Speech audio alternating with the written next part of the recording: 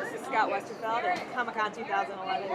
Scott, you were writing dystopian before it really became the new hot thing. So how did you first discover it? When did you first fall in love with dystopian? Oh wow. I think the first kind of post-apocalyptic-y book I wrote, which is not the same as dystopian, but kind of the same, is the Tripod series by John Christopher. Those were totally formative for me. It was the same kind of thing. Like civilization has fallen. There are evil masters, evil alien overlords, and I grew up with those. And I think that was the first dystopian, post-apocalyptic type of thing I read. And how did that tie into?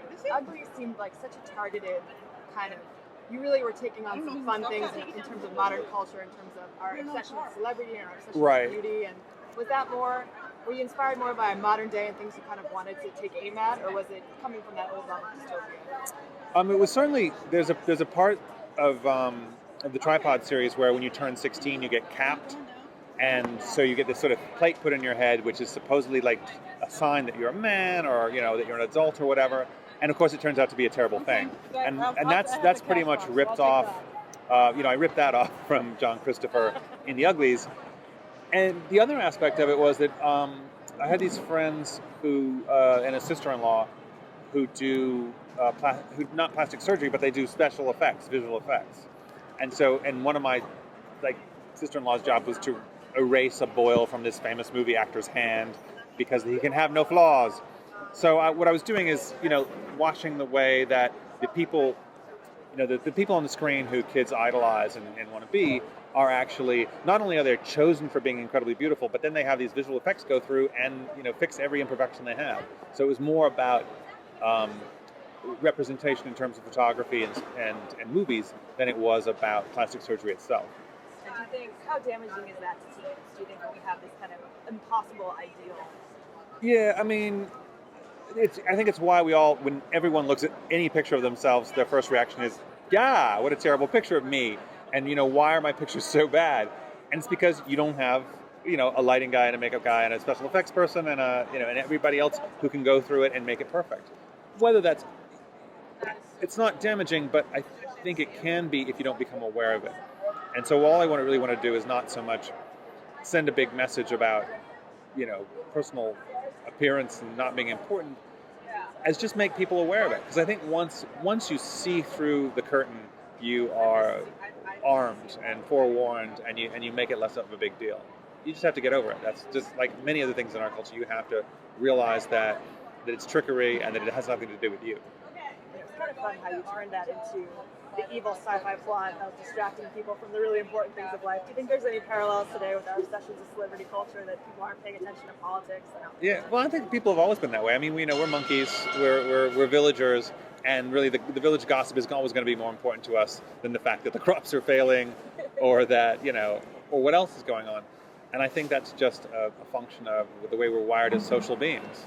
So celebrity culture is probably not that different than Paleolithic village culture, where people, worried about who Krog was sleeping with more than the fact that the goat people were about to come and wipe us out. Who had the best animal skin? Yeah, exactly. So it's not that surprising, and it's not that different. It's just like all things, it has been perfected by technology and capitalism. Good old America. Now, taking it back from capitalism a little bit, your other series, the steampunk series, the Leviathan series, what made you decide to switch gears and go into steampunk from dystopia? Well, the Ugly series was successful, so I said to myself, well, they're going to have to publish whatever crap I write next. So I might as well write whatever I actually want to write. And so I made a big list of all the craziest things that I would ever put into a book. And living airships, walking machines, girls dressed as boys to do cool stuff, all the stuff that's in there. And I sort of wound that all together into one big World War I-ish tapestry. And I'd played diplomacy as a kid, so I liked the politics of World War I. And I just thought it would be a fun sort of melange of things to do. And illustrated books, like the old-fashioned Boy's Own Adventures, were also a thing that I wanted to recapture, which is why the book wound up with these sort of lovely Edwardian illustrations by Keith Thompson. So yeah, it was more about making sort of a weird list of everything I thought was cool and chucking it into a book, which is not my usual recipe, or anyone's, I don't think. hopefully. Did it also just give you the juice to geek out over building machines? Exactly. It's mostly geeking. And biology. I was a philosophy of biology major in college, so I wanted to add a biological element, and so yeah. Do you feel responsible at all for the steampunk trend? Steampunk's been around since 1987. I think, if anything, I may have legitimized steampunk in YA in the United States. It was already happening in Britain with Philip Reeves and Skybreaker, whose name I've forgotten. I'm sorry about that. Both excellent series. Skybreaker. What's that about?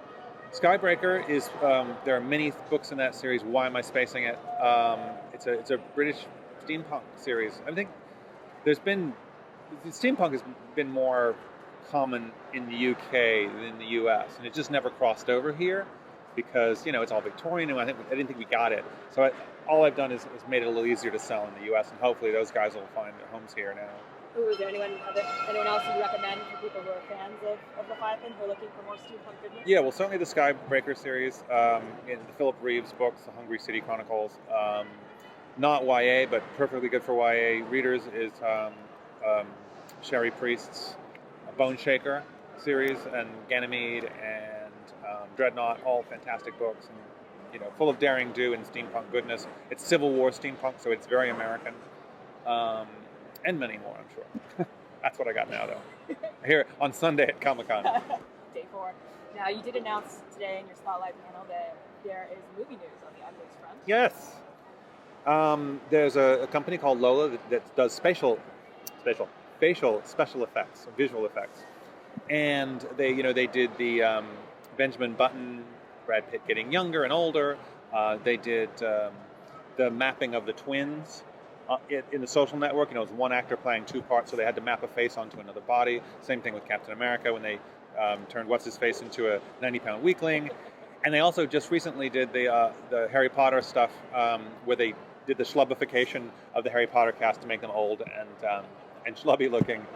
And so what they do is facial special effects, and they're just the perfect people to handle something like Uglies, where you want people to be ugly and pretty, and to really do something at a technological level to make it kind of real and interesting.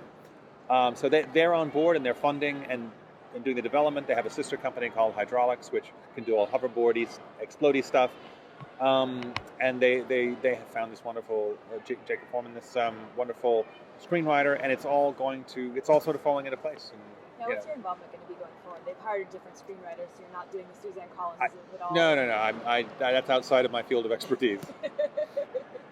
But they really are listening to me. We've had a lot of really good conversations. They get what the books are. They pay attention not only to me but to the fans. They, when I did a blog post a while back saying, what would you have me tell the producers of this film? And there was 360 something comments, and they had read them all. The next time I talked to my producers, they were like, "Oh yeah, we went through that." That's totally terrifying on some level. No, it's amazing, and I think it's really good. I think they're going to get the books and the story as well as the special effects. The story is going to be maintained, and it's going to be awesome. Hopefully. And in the meantime, we've got the Uglies manga coming out. Yes, there's a wonderful Uglies manga by an artist, Steve Cummings, and writer Devin Grayson, who has written Nightwing and Batman and in Batman stuff for DC and lots of other stuff. And I outlined the whole series, and it's going to be 4 200-page mangas, all of which are from Shay's point of view. So it's basically the Uglies series, but told from a very different point of view. It starts 6 months earlier, back when Shay and Zane knew each other as Uglies, and the Crims were an ugly gang rather than a pretty gang. And so it's going to be it's a very different take on the whole world, and you'll learn things about you'll learn that Tally doesn't always necessarily perceive the reality of the situation.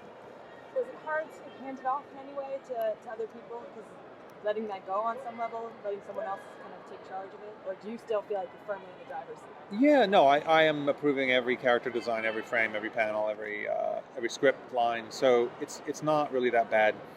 It is more about the fact that I've never written a graphic novel before, and I have respect for the fact that people get good at doing a thing. You should let them do it and not pretend that you can do it too.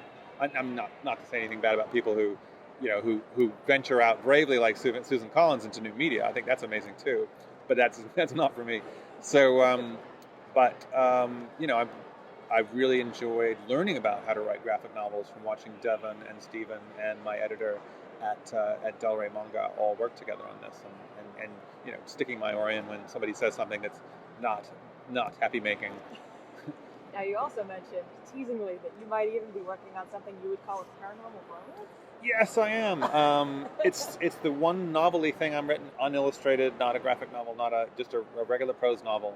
But I'm only like 3,000 words in, and we'll see what comes of it. What do you think? Is it something your male readers will follow you to with these, or is this, do you think, targeted more towards? I think readers. I'm surprised at how readers, male and female, are a bit more robust than marketing categories would have us believe. And I think once you've found an author that you really get, I think you follow them anywhere. So I'm not worried about that. My last question, because Sure. you've done steampunk, you've done dystopia. Yeah. Are we going to get a space opera? When are you going to? I wrote a space opera. Oh. I have my adult books, Risen Empire and The Killing of Worlds, are total space operas. So you have gone there, and perhaps you will hope to go there once more. I have gone there. Maybe I don't know if I'll ever go there in YA form, but it has happened. So that itch has been scratched. All right. Well, thank you very much. Thank you. And have a good one. All right.